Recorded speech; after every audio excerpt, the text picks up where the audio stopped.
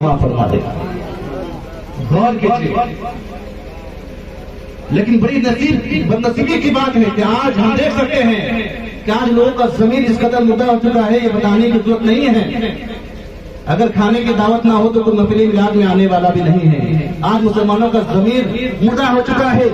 آج علماء میرے رسول پہ آتے ہیں، دین کی باتیں کرتے ہیں، شریعت کی باتیں کرتے ہیں، روحانیت کی بات کرتے ہیں. آپ فقط سنتے ہیں لیکن عمل کرنے کی کوشش نہیں کرتے ہیں. اگر آپ تقریر سنتے ہیں، اگر عمل نہیں کرتے ہیں تو سب رائے گا ہے، سب بیکار ہے.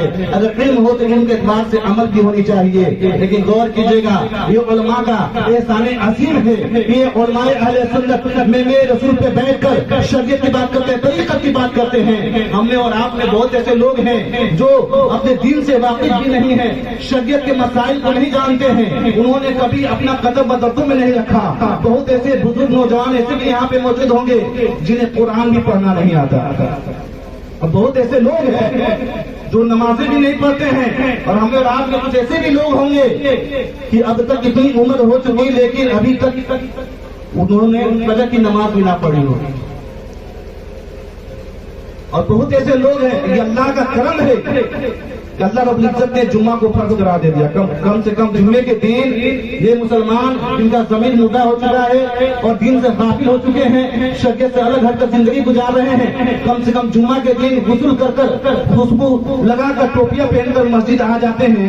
اس دن پتہ چل جاتا ہے کہ یہ مسلمان کی اولاد ہے. اور کچھ ایسے بھی بدنصیب لوگ ہیں جو جمعہ بھی نہیں پڑھتے. ایسے ہیں دنیا میں لوگ. ہمیں اور آپ کو ہوا کیا ہے؟ غور کیجیے گا، یہ گناہوں کی نحوست ہے. حدیث پاک میں آئی ہے کہ جب بندہ گناہ کرتا ہے تو اس کے دل میں ایک سیاہ داغ لگا دی جاتی ہے. سیاہ داغ لگا دی جاتی ہے. آخر کیا بات ہے؟ علماء گرجتے ہیں، چلاتے ہیں، چیختے ہیں، شریعت کی بات کرتے ہیں، آپ کے فائدے کی بات کرتے ہیں، آپ محض سنتے ہیں لیکن عمل کرنے کی کوشش نہیں کرتے ہیں. آپ کو ہوا کیا ہے؟ آپ کا زمین مردہ ہو چکا ہے، آپ کا دل سیاہ ہو چکا ہے. اس لیے نبی کی فرمان ہے کہ جب بندہ گناہ کرتا ہے تو اس کے دل میں ایک سیاہ داغ لگا دی جاتی ہے. پھر گناہ کرتا ہے، پھر سیاہ داغ لگا دی جاتی ہے، یہاں تک کہ اس کا دل پورن روپ سے کالا ہو چکا ہے. علماء کی باتیں دلوں پہ اثر نہیں کرتے. یہاں تک حدیث پاک میں آئی ہے. غور کیجیے گا، جب انسان گناہوں کی نحوست کی وجہ سے، گناہوں کا جب عادی ہو جاتا ہے، گناہوں کی نحوست کی وجہ سے جب اس کا دل سیاہ ہو جاتا ہے، یہ شیطان سور کی شکل میں اس انسان کے قلب یعنی دل پر قابض ہو جاتا ہے. اس کی شکل میں سور نما، سور کی شکل میں اس شخص کے دل پر قابض ہو جاتا ہے. وہ مسلمان تقریریں تو سنتا ہے، محض سنتا ہے، لیکن سننے کے بعد رویہ وہی ہے، فطرت وہی ہے. کیا حضرت؟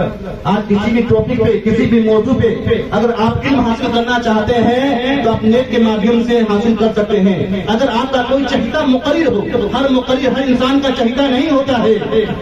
جس کو جو پسند آئے تو جس کا جو پسندیدہ مقرر ہے وہ نیٹ کے مادھیم سے اسے سن سکتا ہے.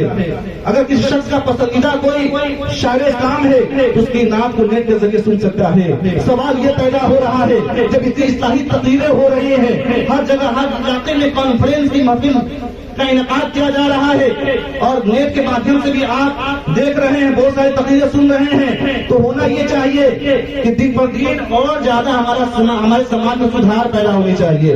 لیکن معاملہ برعکس ہے، دن پر دن ہم اور غلاظت میں ملوث ہوتے جا رہے ہیں. اس کی وجہ یہی ہے کہ دنیا کی محبت کے وجہ سے آج ہمارا دل سیاہ ہو چکا ہے. دنیا کی محبت اس قدر ہمارے دل میں گھر بنا چکا ہے کہ آج علماء کی تقریریں بھی ہمیں اثر نہیں کرتی. تو یہ ہماری گناہوں کی نحوست ہے جس کی وجہ سے آج ہم دیکھ رہے ہیں آج مسلمان ہر جگہ پریشان حال نظر آ رہا ہے. آج اس کی وجہ کیا ہے؟ آپ نے کبھی غور کیا؟ آپ نے غور نہیں کیا. اللہ کے نبی نے اپنے زمانے میں ہی بھوشوانی کر دیا تھا. اللہ کے نبی نے ارشاد فرمایا ایک زمانہ ایسا بھی آنے والا ہے کہ لوگ فقہا کے محفل سے دور بھاگیں گے، علماء کو لعن طعن کریں گے اور یہ کہیں گے کہ یہ علماء میرے رسول پہ بیٹھ کر ہمیں ڈراتے ہیں، ہمیں خوف زدہ کرتے ہیں، خوف زدہ کرتے ہیں. اللہ کے نبی نے واضح طور پر بیان کیا کہ ایک زمانہ ایسا بھی آئے گا کہ لوگ ذکر کے محفل میں، فقہا کی محفل میں، علماء کی محفل میں بیٹھنا پسند نہیں کریں گے اور علماء کی چگلی غیبت کریں گے، لعن و طعن کریں گے، جو ہم اور آپ دیکھتے ہوئے کیا علماء پہ لعن و طعن کریں گے، یہ ہمیں ڈراتے ہیں، خوف زدہ کرتے ہیں۔ تو اللہ کے نبی نے ارشاد فرمایا کہ جب ایسا وقت آ جائے تو یاد رکھنا کہ جب ایسی برائیاں، جب لوگوں کا ضمیر اس قدر مردہ ہو جائے تو یاد رکھنا ان پہ اللہ 3 بلائیں نازل فرمائے گا۔ کتنے؟ 3 بلائیں نازل فرمائے گا۔ صحابہ لڑک جاتے ہیں، خوف زدہ ہو جاتے ہیں، اس لیے صحابہ جانتے ہیں یہ کسی اور کی بات نہیں بلکہ نبی پاک کی حدیث ہے، نبی کی زبان خدا کی زبان ہوتی ہے، نبی نے جو فرما دیا وہ حق ہے۔ صحابہ لڑک جاتے ہیں، خوف زدہ ہو جاتے ہیں اور لڑکاتے ہوئے لب اللحظہ میں نبی سے عرض کرتے یا رسول اللہ وہ 3 بلا کیا ہے، ہمیں بتا دیا جائے تاکہ ہم اس برائی سے بچ کر رہیں گے اور اس لعنت میں ہم گرفتار نہیں ہوں گے۔ اللہ کے نبی نے ارشاد فرمایا پہلی بلا یہ ہوگی کہ اس کے رزق سے برکت ختم کر دی جائے گی، پیسے تو بہت کمائیں گے لیکن دل کو سکون حاصل نہیں ہوگا، رزق سے برکت ختم کر دی جائے گی۔ پھر صحابہ عرض کرتے ہیں یا رسول اللہ کہ دوسری بلا کیا ہے؟ اللہ کے نبی نے ارشاد فرمایا دوسری بلا یہ ہوگی کہ اس قوم پر ظالم بادشاہ کو مسلط کر دیا جائے گا، ظالم بادشاہ کو مسلط کر دیا جائے گا، یہ ظالم بادشاہ انہیں ہلاک کریں گے، برباد کریں گے۔ ہم اور آپ نظر اٹھا کر دیکھ سکتے ہیں، چاہے جانب نیک کے مادھیم سے ہو چاہے نیز کے مادھیم سے ہو، آج ہم دیکھ رہے ہیں کہ ہر جگہ مسلمانوں کو برباد کرنے کی کوششیں کی جا رہی ہے، ہر جگہ مسلمانوں کو ناکام کرنے کی کوششیں کی جا رہی ہے، اللہ کو برباد کرنے کی کوششیں کی جا رہی ہے۔ آخر اس کی وجہ کیا ہے؟ اس کی وجہ یہی ہے آج گناہوں کی نحوست کی وجہ سے آج ہمارا ضمیر مردہ ہو چکا ہے، آج ہم شریعت اسلامیہ سے دور ہٹ چکے ہیں، پیغمبر اسلام کے سیرت سے الگ ہٹ کر زندگی گزار رہے ہیں، شریعت و سنت کی اتباع ہمارے اندر نہ رہی اور آج ہم قرآن و شریعت سے الگ ہٹ کر زندگی گزار رہے ہیں۔ یہی وجہ ہے کہ اللہ کے غضب میں گرفتار ہو چکے ہیں۔ غور کیجیے، پیغمبر اسلام صلی اللہ علیہ وسلم کی ذات بابرکات اپنے سیرت اتباع کے وسیلے سے جملہ بچی کا ایسا نمونہ عمل پیش کر چکا ہے کہ جس کی اتباع میں بنی نوع انسان کی بھلائی اور شرافت نفس کا راز پوشیدہ ہے۔ ایسا تہذیب و تمدن نہ کسی قوم کو حاصل ہے اور نہ کبھی حاصل ہو سکتا ہے، یہ فقط دین اسلام کو حاصل ہے کہ تہذیب ہو یا تمدن، شریعت ہو یا روحانیت ہو یا عالم الغیب میں مانو خوشی کی درشانی ہو یا طبیعت کی روانی ہو یا موضوع کی طغیانی ہو یا نسلوں کی افزائش ہو یا جلوے سارے حیات کا شباب ہو یا انسانی قدروں کا خلاب ہو، شب و روز اٹھنا بیٹھنا چلنا پھرنا، موت، حیات، شادی، غمی، تمام کے تمام بشری حیاتیاتی صداقتوں کے ساتھ اسلام میں موجود ہے۔ اس سے الگ ہٹ کر وہ انسان کسی الگ طریقے کو اختیار کرتا ہے، یہ کسی فریب سے کم نہ ہوگا۔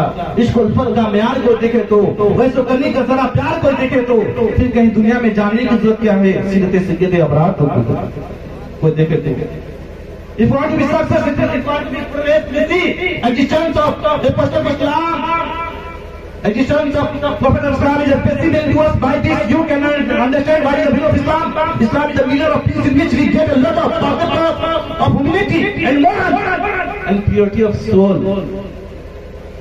اسلام محبت، مربت، مراقبت، اخوت و بھائی چارگی کا درد دیتا ہے۔ یہی وجہ ہے کہ ہمارا اسلام کبھی سماج کو توڑتا نہیں بلکہ ٹوٹے ہوئے ہردے کو پریم سے جوڑتا ہے۔ غور کیجیے کامیابی کیا ہے، غور کیجیے کامیابی کیا ہے۔ اس رنگ برنگی دنیا میں، اس رنگ برنگی دنیا میں خدا کے رنگ میں رنگ جانا ہی اصل کامیابی ہے۔ غور کیجیے گا۔ اور جہاں موت و حیات کے فلسفے کی بات ہو رہی ہے تو میں آپ کو بتاتا چلوں کہ موت کیا ہے۔ موت فقط آپ یہ نہ سمجھیے کس انسان کے شریر سے پران نکل جائے تو وہ مردہ ہے۔ غور کیجیے گا کہ بلا شبہ جس انسان کے شریر سے روح نکل جائے، پران نکل جائے تو بے شک ہم اسے مردہ کرتے ہیں، لیکن ہمارے سماج میں ایسے بھی مردے ہیں جو چلتے ہیں پھرتے ہیں، میلاد بھی سنتے ہیں، محفل میلاد بھی آتے ہیں، گلی چوراہوں میں گھومتے ہوئے بھی نظر آتے ہیں اور یہاں پہ بھی بیٹھے ہوئے نظر آتے ہیں۔ ایسے بھی مردے موجود ہیں۔ آپ فقط یہ مت سوچیے اس کے شریر سے پران نکل جائے فقط وہی مردہ ہے، صرف وہی مردہ نہیں ہے۔ غور کیجیے گا مردوں کے الگ الگ اقسام بھی ہیں۔ کوئی مردہ مر کر بھی زندہ، شہداء، انبیاء مرسلین کی شخصیت تو کچھ ایسے بھی مردے مر کر بھی زندہ اور کچھ ایسے بھی مردار ہیں جو جی کر بھی مردہ. بخاری شریف کی حدیث سے غور کیجیے گا. اللہ کے نبی نے شاہ فرمایا مثل الذی یذکر ربہ والذی لا یذکر مثل حی والمیت. جو لوگ اللہ کا ذکر کرتے ہیں اور جو لوگ اللہ کے ذکر سے غافل ہو چکے ہیں ان کی مثال زندوں اور مردوں کی ہے. واضح طور پر اللہ کے نبی پیغمبر اسلام نے واضح طور پہ ڈسکشن دے کر سمجھا دیا کہ موت و حیات کے فلسفے کو اگر سمجھنا ہے اور کہا گیا ہے کہ علماء را اشارہ کافی ہے, عقل مندوں کے لیے اشارہ کافی ہے. پیغمبر اسلام نے موت و حیات کے فلسفے کو اجاگر کر دیا, آیا کر دیا اور بہت ہی مختصر انداز میں لوگوں کو سمجھا دیا کہ جو لوگ اللہ کا ذکر کرتے ہیں, جو لوگ اللہ کے ذکر سے غافل ہو چکے ہیں, ان کی مثال زندوں اور مردوں کی ہے.